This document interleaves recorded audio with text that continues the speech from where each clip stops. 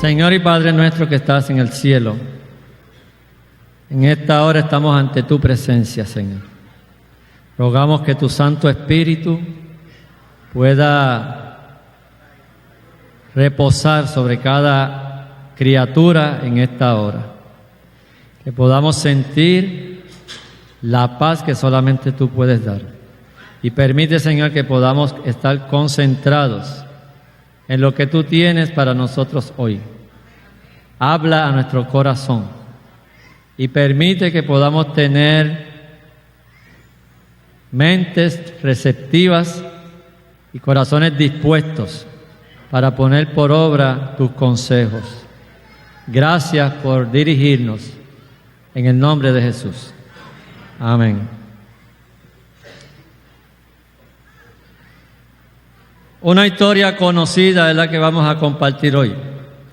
No considero que sea una predicación, más bien es una reflexión. Y espero que, según la vamos desarrollando, podamos sentir directamente, personalmente, la voz de Dios. Y que eso comience conmigo. Bien egoísta yo, ¿verdad? Porque si yo soy de los que pienso que si yo no soy beneficiado, no puedo beneficiar. Así es que confiamos en el Señor que lo que vamos a compartir pueda ser de bendición para todos y cada uno. Saulo. ¿Quién no ha oído el nombre de Saulo? Del hebreo Shaul. Este nombre proviene del pasado del verbo pedir o desear. Y significa aquel que ha sido pedido por Dios. Eso es lo que significa Saulo. Y ustedes saben que Saulo es un personaje sobresaliente en la palabra del Señor, por así decirlo. Se predica mucho de Saulo y de su compañero Pablo, ¿verdad? Que es el mismo. Nació en Tarso y por eso se le llama Saulo de Tarso, en la región de Cilicia, al sur, en la costa sur de Asia Menor.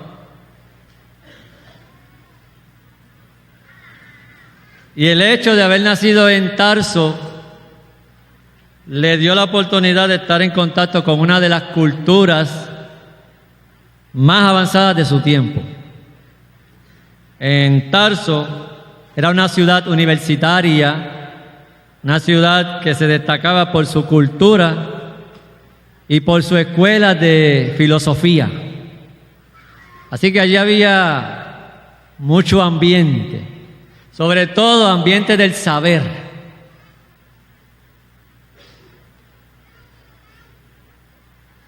Saulo, como su padre, contaba con la ciudadanía romana, que era un privilegio en sus tiempos. Y parecía estar bien versado, bien preparado en la cultura y en el pensamiento helénico. Sí, lo que tenía que ver con la antigua Grecia. Según la costumbre judía, desde los 5 años debía comenzar a aprender a leer con la escritura hebrea. Y tenía un gran dominio de la lengua griega. Así que Saulo era un hombre bien preparado. Y esta lengua era la que más se usaba, la corriente, ¿verdad? La oficial, como decimos nosotros, allá en Tarso. Al mismo tiempo, tenía una habilidad dialéctica de dirigirse a la gente, de palabra, algo envidiable, increíble. Era de una familia adinerada y según la costumbre judía, también debía aprender un oficio. Por lo tanto, él tenía un oficio que era fabricante de tiendas, oficio que ejerció durante su ministerio para poder sustentarse por sí mismo y no ser una carga para la iglesia donde él servía.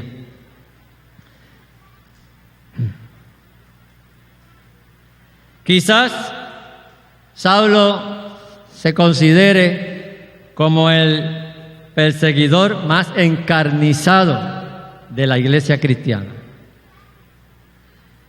Era un hebreo fanático, un líder religioso, descendiente de la tribu de Benjamín. La educación de Saulo fue judía, tenía un trasfondo judío. Y, por si fuera poco, bajo la estricta escuela de los fariseos, teniendo como profesor a un hombre llamado Gamaliel, que era uno de los maestros de los rabinos más grandes, más reconocidos de su tiempo. Así que Pablo, que sería más adelante Saulo, conocido por Pablo,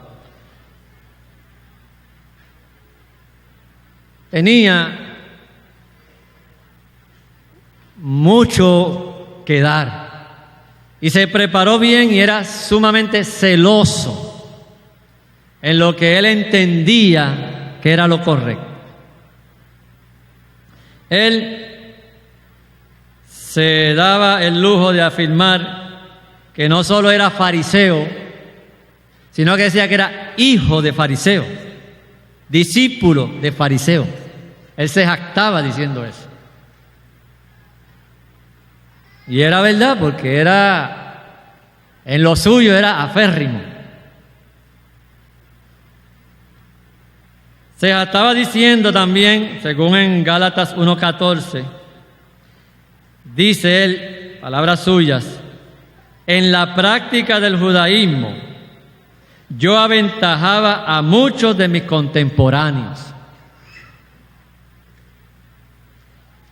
En mi celo exagerado por las tradiciones de mis padres, de mis antepasados. Así que él, aparte de tener una buena preparación, se jactaba de ella. Era un hombre que cuando se determinaba a hacer algo, nada lo detenía. Nada lo detenía. Así que por su relación con el judaísmo, cuando él comienza a escuchar la predicación de los discípulos de Cristo en Jerusalén, quedó sorprendido, porque viendo a estas personas que eran sin letra, no habían estudiado, por lo menos gran cosa, la gran mayoría, eran gente pescadores, de oficios humildes, pero él veía ese poder con el que predicaban, que eso a él le sorprende. Comienza a tener unas vislumbres de que había algo especial ahí, pero obviamente por el trasfondo que traía, se negaba, se resistía. Que a veces nosotros hablamos de Saulo y lo vemos solamente como aquel hombre perseguidor, enfrascado en destruir a la iglesia, lo cual era verdad, pero él también tenía sus luchas. Él se hacía sus preguntas también, él no lo sabía todo, aunque así creyera que sí. Así que al ver cómo los discípulos se desenvolvían y él, que no conocía a Jesús, ni a su ministerio, ni de su muerte, ni de su resurrección, ni nada que tuviera que ver con Jesús, tampoco conocía los detalles de la historia de Jerusalén, pero lo que él sí sabía es que esta gente que se llamaban los del camino, los seguidores de Cristo, eran todo lo contrario a lo que él era.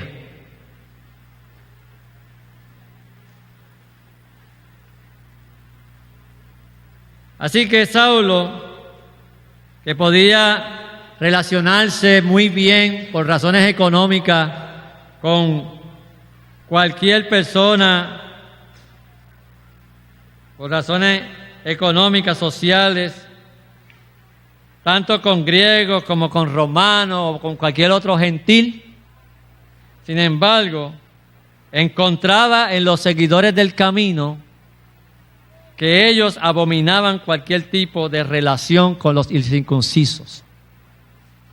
Esto comienza a enfurecer a Pablo, a Saulo. Todavía Saulo, ¿verdad? Que uno se confunde. Todavía Saulo. Comienza a enfurecerse cuando ve estas posturas del judaísmo, y él, que era capaz de adaptarse a las costumbres de la gente y de las ciudades donde él visitaba, ahora veía que esta secta eran intransigentes en sus costumbres, incapaces de perdonar la más ridícula de las transgresiones a la ley. Y todo esto va trabajando en este hombre que Dios está preparando, que Dios está preparando para un gran ministerio.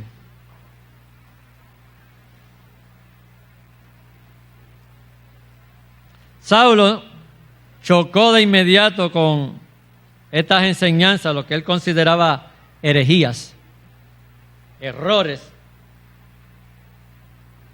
hasta el punto de que llegó a odiar el hecho de que presentasen estas personas en el templo sus mensajes, sus predicaciones, sus doctrinas, y durante varias semanas acudió allí para rebatir lo que él consideraba, ¿verdad?, patrañas, como dije, herejías, y le gustaba ir allí para debatir con ellos. Y esto hacía que su odio se acrecentara por estas personas.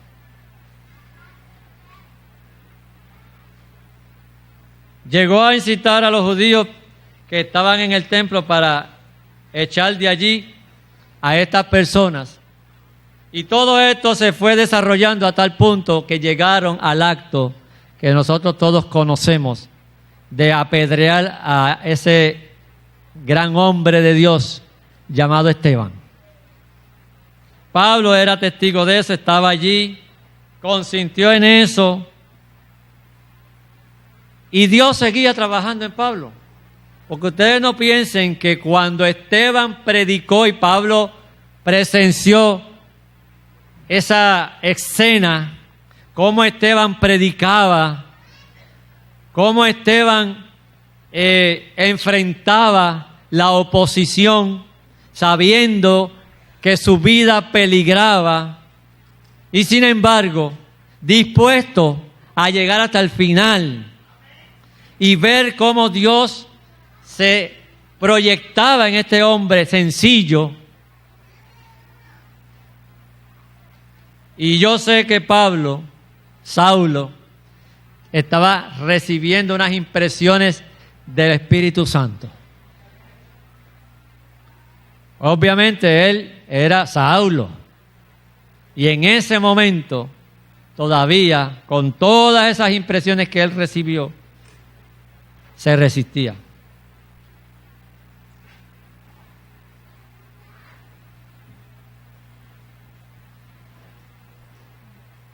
Yo voy a compartir algo aquí, casi de inmediato. Todo esto se iba desarrollando en la mente de Pablo y provocó que tuviera un acérrimo, un tremendo odio por la iglesia, por Jesucristo mismo, que era el que era presentado como el Salvador. Pablo no podía soportar eso, porque como fariseo, decir que alguien, cualquiera sea, era el Salvador, eso echaba a un lado todo el poder que tenía la ley, que él tanto defendía.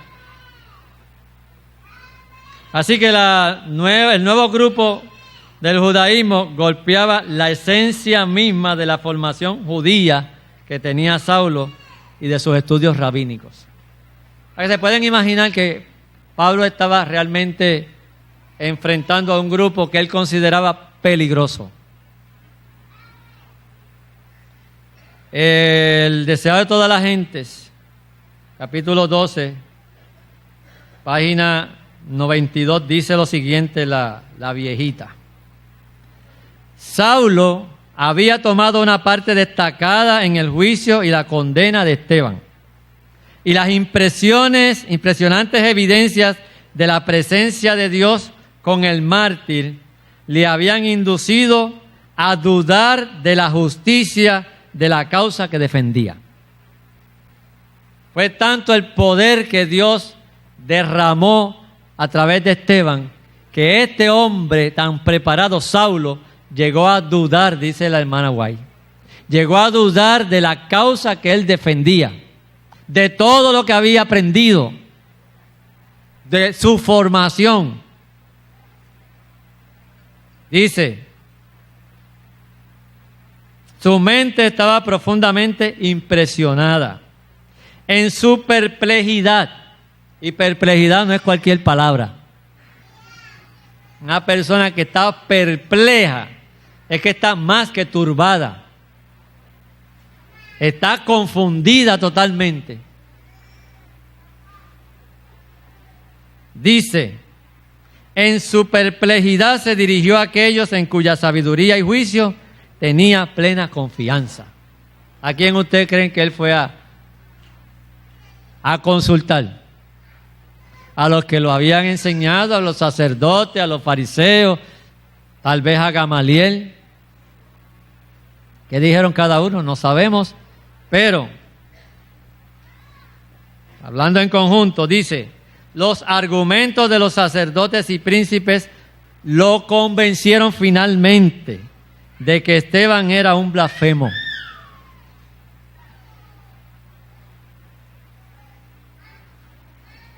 De que el Cristo a quien el discípulo martirizado había predicado era un impostor, y de que los que desempeñaban cargos sagrados tenían razón. Es triste, y yo sé que muchos aquí han sido testigos, cuando a una persona se le presenta la verdad con la palabra, y usted ve que en esa persona llega el convencimiento de que eso es así, y lo abraza de momento, para luego ir a sus pastores, líderes religiosos, a consultarle, y con solo decirle, deja de estudiar con esa gente, puedan echar a un lado todas las impresiones que Dios provocó en sus corazones. Prefieren hacer caso al hombre que a la palabra de Dios. Eso es muy triste.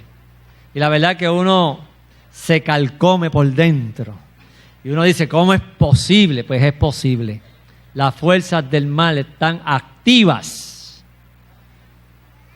Hay una guerra real para que los que no conocen la verdad tal cual está en su palabra, la acepten.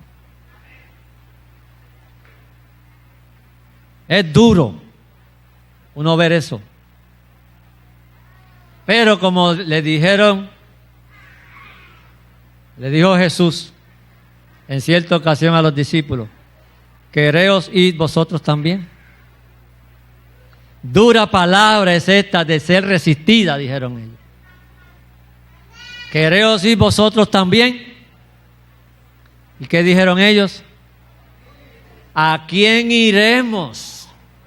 Solamente tú tienes palabras de vida eterna. Así que, mis hermanos, todo el que se pone en las manos de Dios para predicar el Evangelio tiene que prepararse para ver estas cosas. Pero Dios no había terminado con Saulo. Dice, no llegó Saulo sin luchas graves a esta conclusión. A él le dijeron, lo convencieron, pero él no llegó sin luchas graves, dice la sierva, a esta conclusión.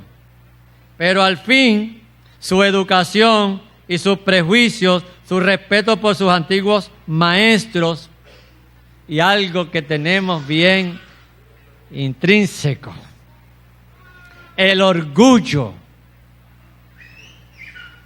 motivado por la popularidad, le fortalecieron para rebelarse contra la voz de la conciencia y la gracia de Dios. Cierro la cita.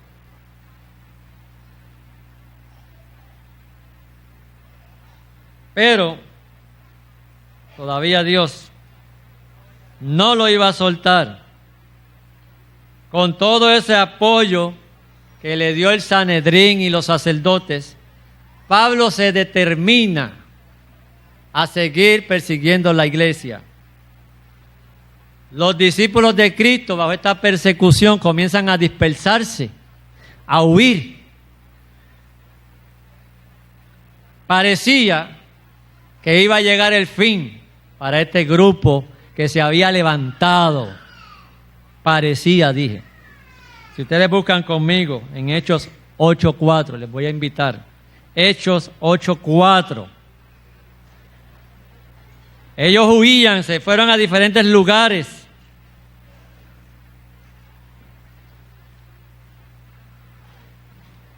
Pero la palabra de Dios dice algo maravilloso. Capítulo 8 del libro de los Hechos, versículo 4, dice, pero los que fueron esparcidos iban por todas partes anunciando, ¿qué cosa? El Evangelio. Ellos no fueron a huirse y guardaron las maletas. Ellos fueron a huir para protegerse, pero donde quiera que iban, predicaban el Evangelio con más poder. Ahora el que se estaba rascando era el diablo. Esta gente. Donde quiera que iban. Y fíjense que el tener que huir y dispersarse, ¿qué fue lo que hizo? Hacer que el Evangelio fuera propagado más allá. Entonces el Sanedrín, que no se iba a quedar con los brazos cruzados, continúa haciendo planes.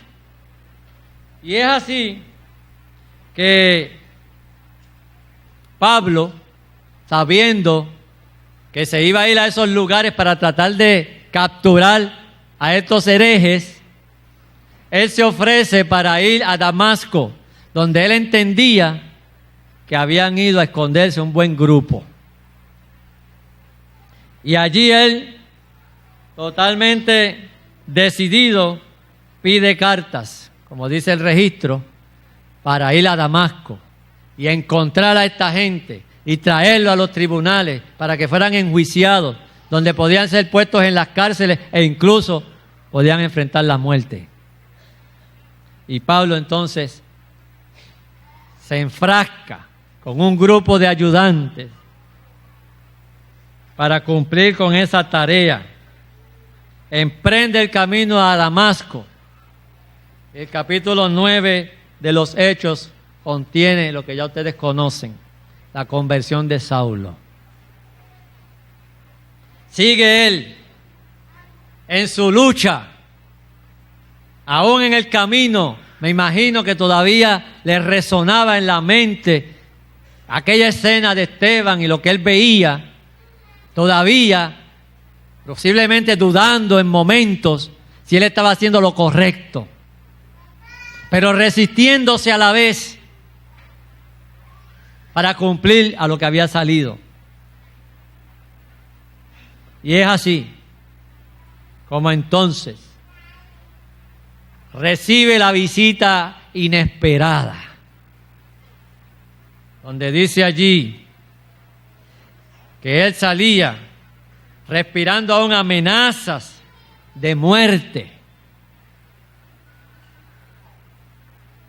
Salió y entonces dice que yendo por el camino, versículo 3 del capítulo 9, aconteció que al llegar cerca de Damasco, repentinamente lo rodeó un resplandor de luz del cielo, una visión celestial, una luz que él no podía resistir. Y dice el versículo 4, y cayendo en tierra, oyó una voz. Dios no lo iba a soltar. Allí estaba Saulo. Algunos discuten que si se cayó del caballo, o que era una mula, o un camello, o que eso sencillamente todo era una acronismo, ¿qué se llama? Anacronismo, que no era compatible con la realidad del tiempo, que no podía ser un caballo, que no importa. Otros dicen que lo que él sufrió allí se puede explicar con la ciencia, que si un ataque epiléptico, porque era el mediodía, como él relata en el capítulo 22 y 26 de los Hechos, que era hora del mediodía, cuando estaba el sol fuerte, que debe haber sufrido un ataque epiléptico, que causa todas estas cosas, que puede tener un delirio. ¿Qué no se dice? Los no creyentes, los que no quieren, como Pablo no quería, convencerse de que el poder de Dios le alcanzó. Lo importante es que cayó en tierra, aún fuera de sus pies, cayó en tierra, fue derribado, porque Pablo tenía que ser derribado, tenía que experimentar algo superior a lo que él había vivido para poder entender que los rabinos, que los sacerdotes, que los fariseos, que el Sanedrín, ninguno de ellos tenía razón.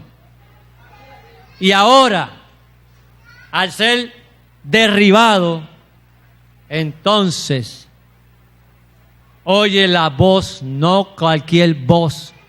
Dice allí que cayendo en tierra oyó una voz que le decía por su nombre, Saulo, Saulo, ¿por qué me persigues?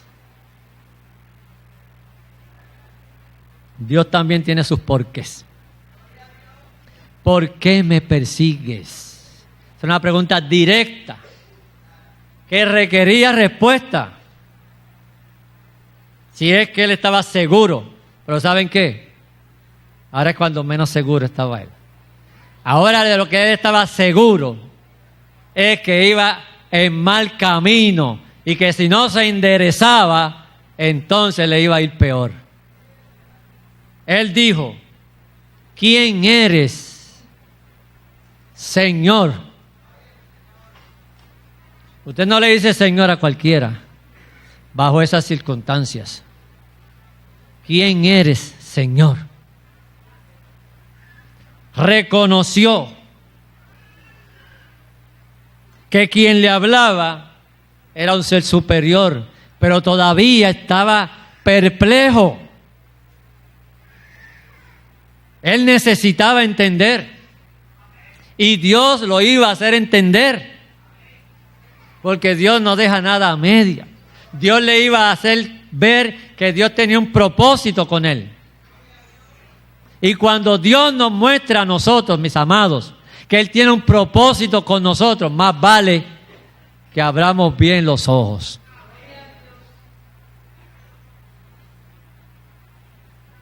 Yo soy Jesús, le contestó esa voz, a quien tú persigues. Dura cosa te es dar coces contra el aguijón. Dura cosa. Yo soy Jesús. Ahora, él escucha de esa voz que era, gracias, ya tenía aquí, pero gracias. Más vale más, ¿verdad? Que nada. Ahora él escucha esa voz que se identifica con aquel al que predicaban aquellos inductos, aquella gente sin preparación, pero con el poder de Dios. Y ahora dice, yo soy Jesús a quien tú persigues, dura cosa te es dar coces contra el aguijón.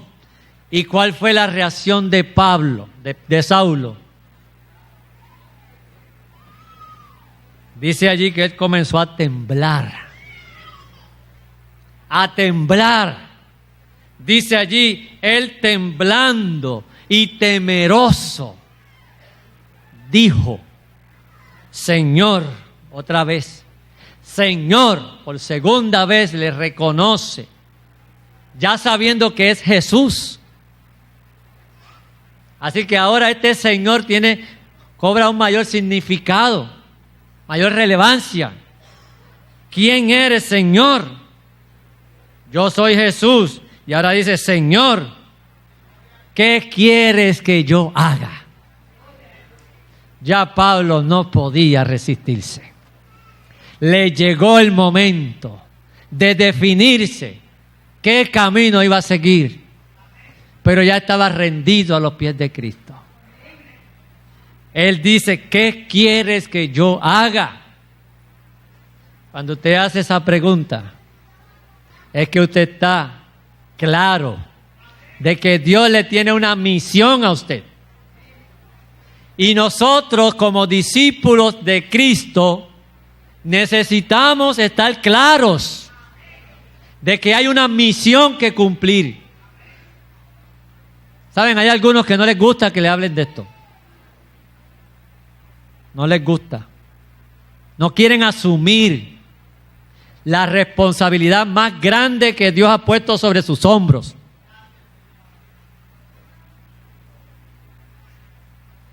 Ser portavoces de Cristo para salvación. Y Dios te está llamando a ti hoy. Quien quiera que seas.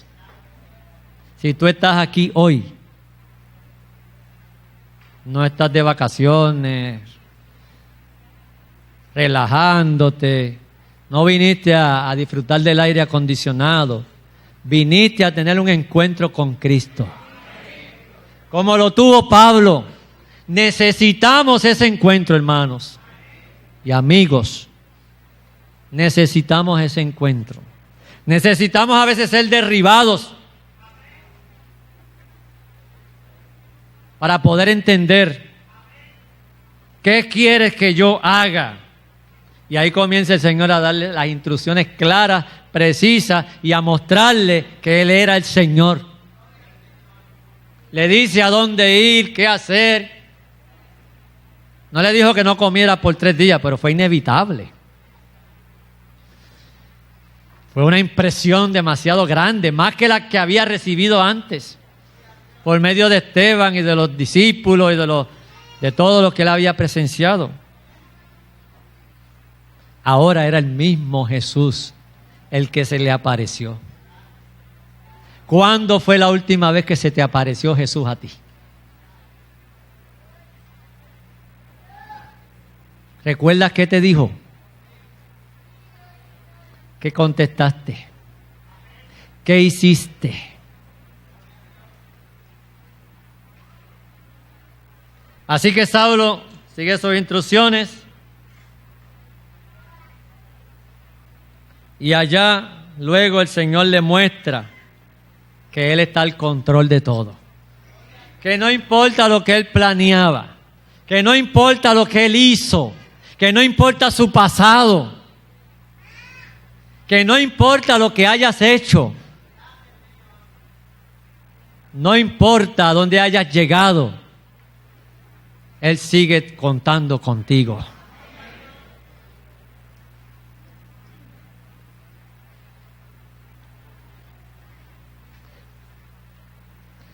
Y allí le envía entonces a Ananías.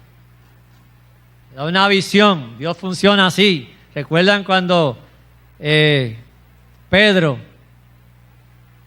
y Cornelio, mientras le daba una visión a Cornelio, le daba otra a Pedro, para cuando se juntaran, supieran que Dios estaba ahí sin ninguna duda? Pues ahora igual, a Saulo, por allá, lo prepara. Ananías, por acá, que aunque se resistía, que no era fácil bregar con Saulo. Que me manden a servirle a Saulo, ese perseguidor. Claro, Ananías no comprendía, pero como Dios le dijo, ve y hazlo, porque instrumento escogido me es este. Cuando Dios te escoge,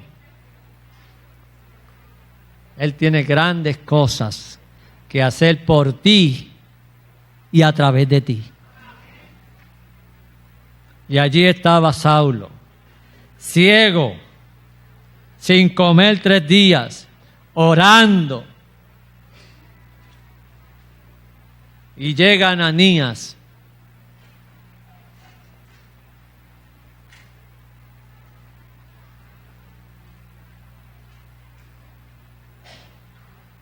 El Señor le dijo en versículo 11, levántate y ve a la calle que se llama Derecha y busca en casa de Judas a uno llamado Saulo de Tarso, porque él ora. Y ha visto en visión a un hombre llamado Ananías. Él ya lo había visto, no tenía vista, estaba ciego, pero vio a Ananías, que entra y pone las manos sobre él para que recobre la vista. Eso es asombroso, ¿verdad? Que un ciego pueda ver antes de ser sanado. Dios le mostró, yo estoy al control. Va a venir un hombre aquí, se llama así, y a ese hombre le dice, vete allí a tal casa donde vive fulano. ¿Sabes? Dios sabe dónde tú vives. Él sabe quién tú eres. Él sabe lo que tú haces y lo que no haces también. No hay manera. Dice, entonces Ananías respondió, Señor, he oído muchos acerca de este hombre. ¿Cuántos males ha hecho a tus santos en Jerusalén? Y aún aquí tiene autoridad de los principales sacerdotes para prender a todos los que invocan tu nombre. Y Dios le dice, Señor le dice, ve, instrumento escogido, me es este para llevar mi nombre en presencia de los gentiles, de los reyes y de los hijos de Israel, porque yo le mostré cuánto le es necesario padecer por mi nombre. Dios está al control.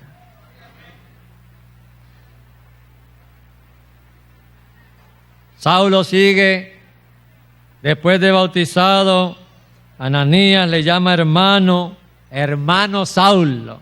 ¡Qué diferencia! Hermano Saulo.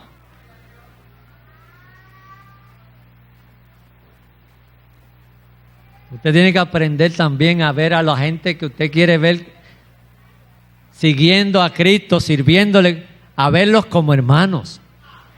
Créalo, Dios está al control. Solamente usted tiene que hacer lo que Dios le diga. Cuando usted sienta esa voz, hágale caso. Si le dice háblale, no se calle, háblele. Si le dice sonríele, Deje la trompa, sonría.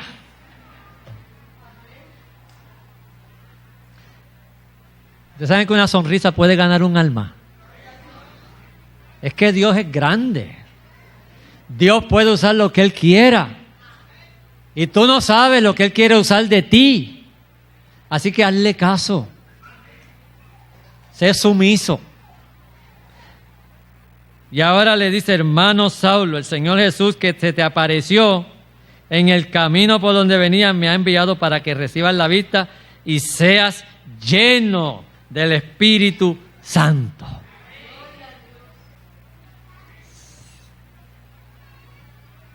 ¡Qué regalo! A un hombre como Saulo. A lo mejor tú y yo diríamos, no puede ser. Pues sí, Dios es así. Dios no mira tu pasado. Dios mira tu presente y se proyecta a tu futuro.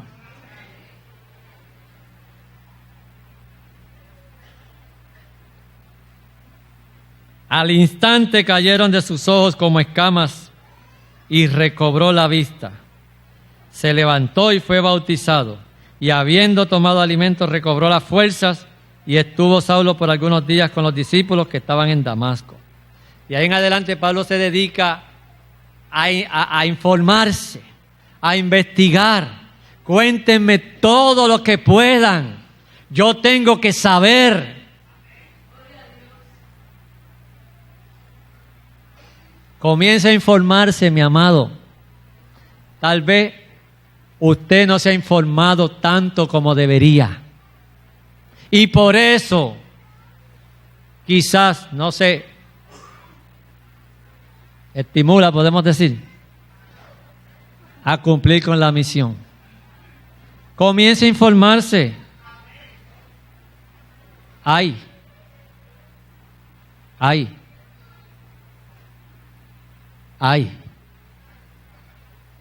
información nos sobra. Si no la recibimos es porque no la buscamos. Dedíquele tiempo a su comunión con Dios. Déjese atrapar por Cristo. No le huya. Si tiene que huir porque lo persiguen, predique.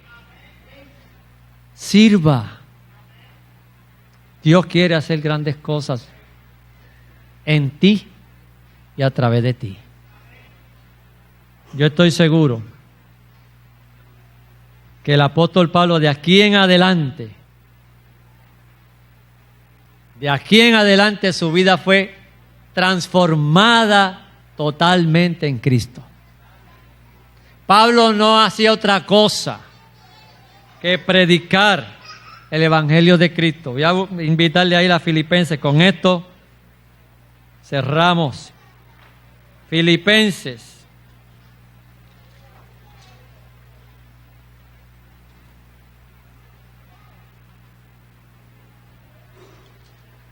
Capítulo 3.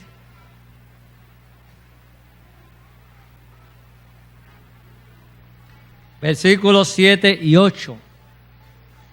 Pablo no tenía otra prioridad que el dinero que tenía, que los conocimientos que adquirió con los rabinos, todo eso. Lo que podía usar para engrandecer a Cristo lo usaba, lo demás lo desechaba y punto. No era un hombre adinerado ya. Se dedicó a ayudar, a llevar el Evangelio. Dice aquí el versículo 7 y 8, Filipenses 3. Pero cuantas cosas eran para mí ganancia, las he estimado como pérdida por amor a Cristo. Y ciertamente aún estimo todas las cosas como pérdida por la excelencia del conocimiento de Cristo Jesús, mi Señor. Por amor a Él, lo he perdido todo y lo tengo por basura para ganar a Cristo. ¿Qué es más importante que la salvación en Cristo Jesús? Nada. El Señor te invita hoy. Si hay algo que está entorpeciendo que tú puedas entregarte a Cristo como es, ponlo en el altar, dile al Señor, quítame este aguijón. Y si Él te dice, bástate mi gracia, sigue adelante. Con la gracia del Señor. Si te lo quita, igual, sigue adelante. No retrocedas. Si tú no has tomado la decisión, entre los que me escuchan hay gente que no ha tomado la decisión de seguir a Jesús, tal cual es en su palabra, este es un momento apropiado. Entrégale tu corazón a Jesús. Él quiere que tú tengas una experiencia única. Él quiere que tu vida cambie. Así que yo voy a invitar, no a los hermanos de la iglesia en este momento, a los que no son de la iglesia. Si tú no has hecho pacto con Cristo, en esta hora, el Señor te invita para que te pongas de pie. Él te invita porque Él quiere transformarte como lo hizo con Pablo. Él te invita, no yo. Si hay alguien aquí que quiere responder al llamado de Cristo, que no ha hecho pacto con Dios y quiere en esta hora públicamente hacerlo saber, no lo vamos a bautizar hoy, no se preocupe. El bautisterio está vacío. Pero sí usted puede sellar esa decisión con Cristo hoy, de entregarle su vida, sus temores, todo lo que usted tiene, que pueda entorpecer que usted sea una criatura nueva en Cristo Jesús. En este momento Él te invita. ¿Hay alguien aquí? ¿Lo hay? Amén. Dios te bendiga. Dios te bendiga. Nilda, Dios te bendiga.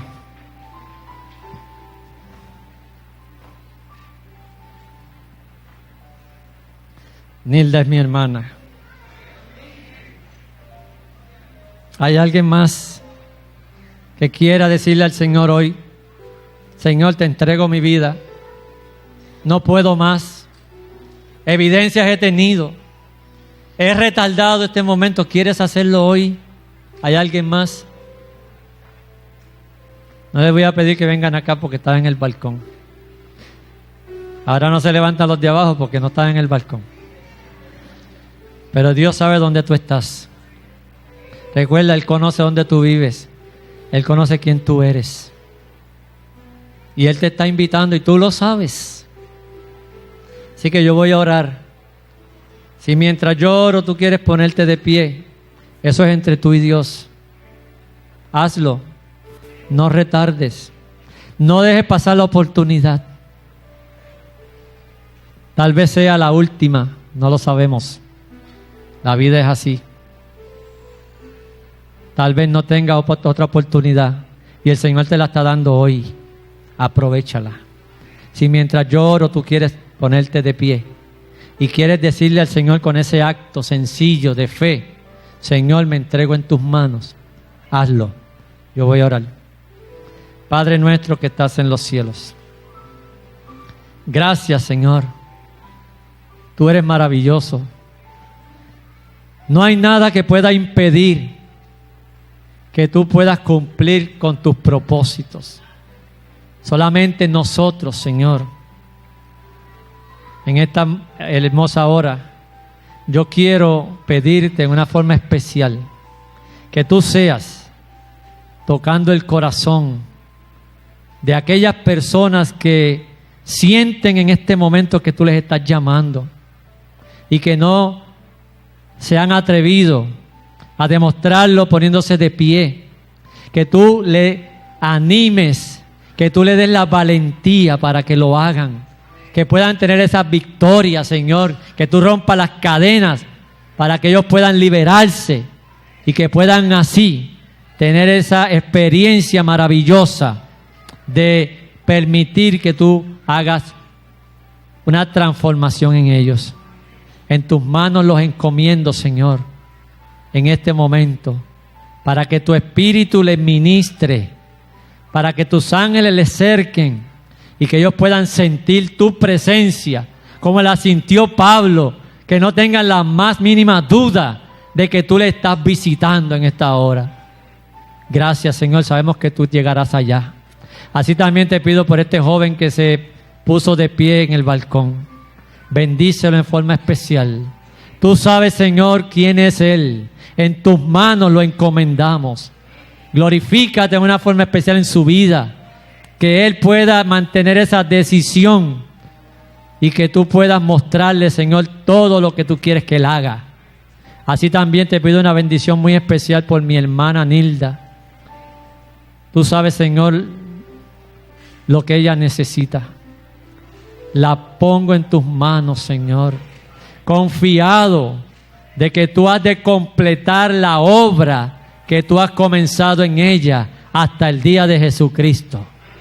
Oh Señor, gracias por ese privilegio de poder verla de pie. Ayúdala, Señor. Ahora, Señor, vamos a cantar el himno y vamos a partir de aquí. Te pedimos que nos permitas mantenernos en esa comunión que tenemos ahora. En el nombre de Jesús. Amén. Amén. Vamos a buscar el himno 298. 298.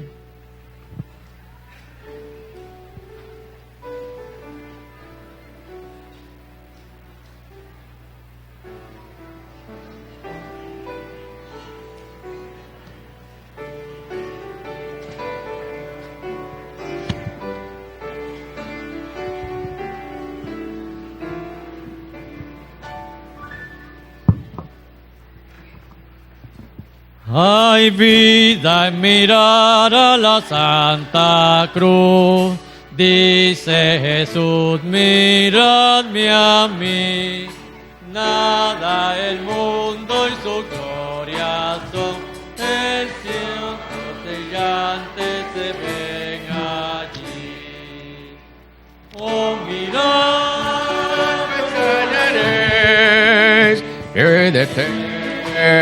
Raya en Jesús, salvación recibiréis en mi Redentor Jesús. ¿Cuál es? Y cuando miré a mi Salvador, dulces sonrisas Él me dio. Hoy del maligno nos vencedor, mirando a la cruz de Jesús murió. Oh, mirad, pues hallaréis vida eterna y en la cruz salvación recibiréis en el Redentor Jesús. Mirando a la cruz siempre confiaré en sus promesas y poder. Nunca vencido el mal será, el cielo me ayuda a obedecer. Oh, mirad, pues hallaréis vida eterna y en la cruz salvación recibiréis en el Redentor Jesús.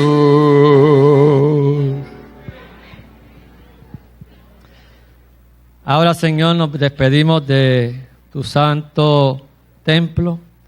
Te rogamos que tu bendición nos acompañe a nuestros hogares o al lugar donde nos dirigimos y que podamos siempre recordar tu gran amor para con nosotros. Bendice a cada familia aquí representada y ayúdanos, Señor, a que todos podamos ser parte de ese gran grupo de redimidos que tú has de venir a buscar muy pronto. Te lo pedimos en el nombre de Jesús. Amén.